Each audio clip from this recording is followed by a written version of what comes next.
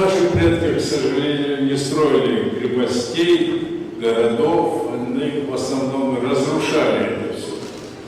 Вот. Поэтому воспользоваться вот этими обломками для воссоздания образа своего прошлого мы не можем.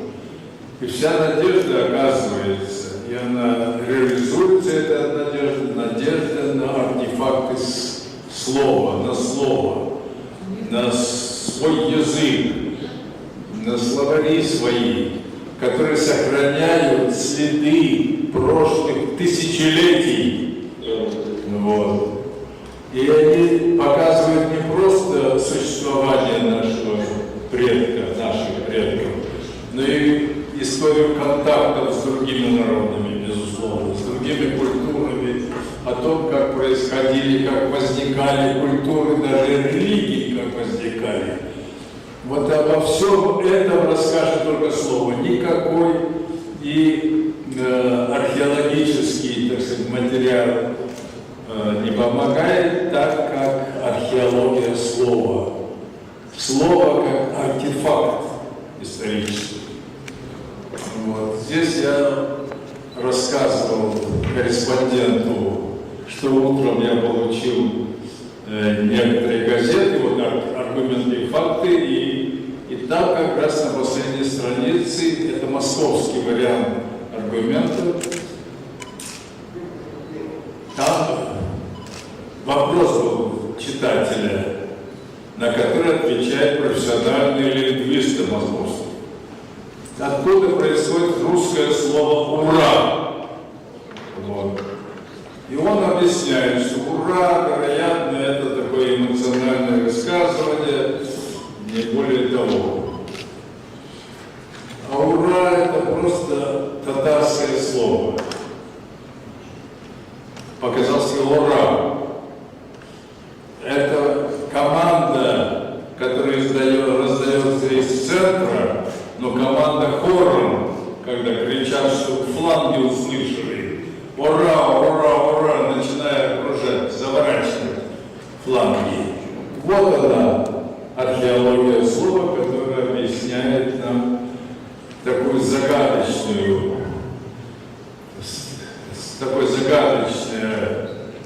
лексическое образование, как клич, боевой клич. Потом это стало боевым кличем, естественно, от которого происходит и наш уран, клич, воинский клич, боевой и так далее, и так далее.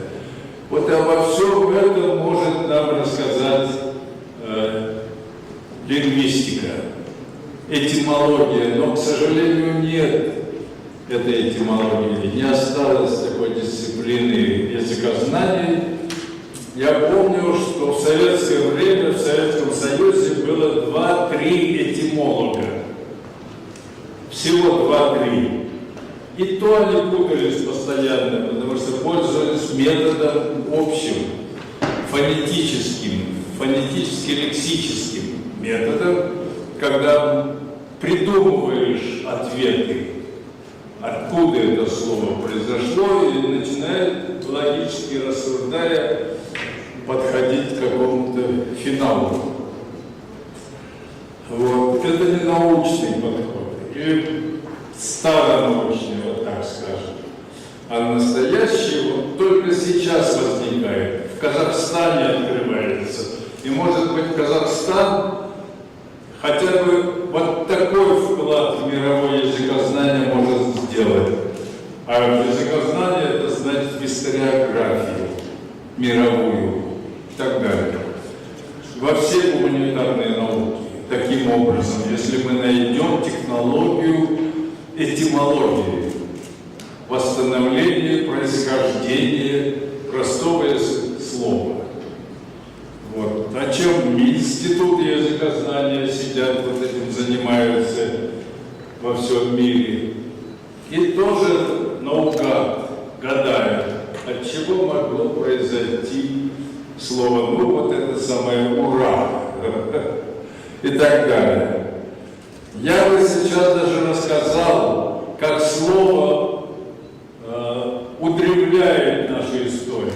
Я могу назвать слова, которые датируются.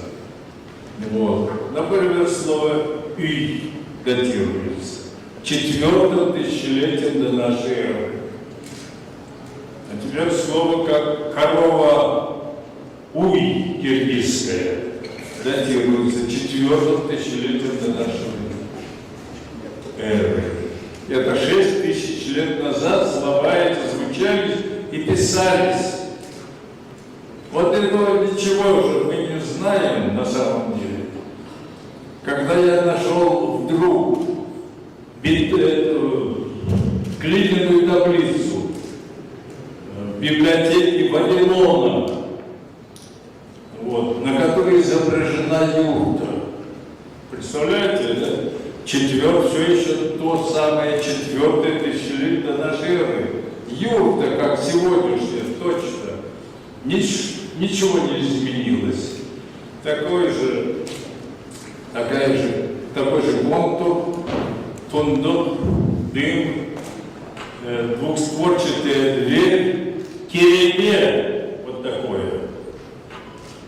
Все это сохранилось 6 тысяч лет, а мы об этом не знали. Наука наша не знала. Не только потому, что наука у нас в Казахстане давно распущена. Если Академия наук пустая стоит, много лет уже. Вот. Но и до этого не знали, когда вовсю работала Академия наук,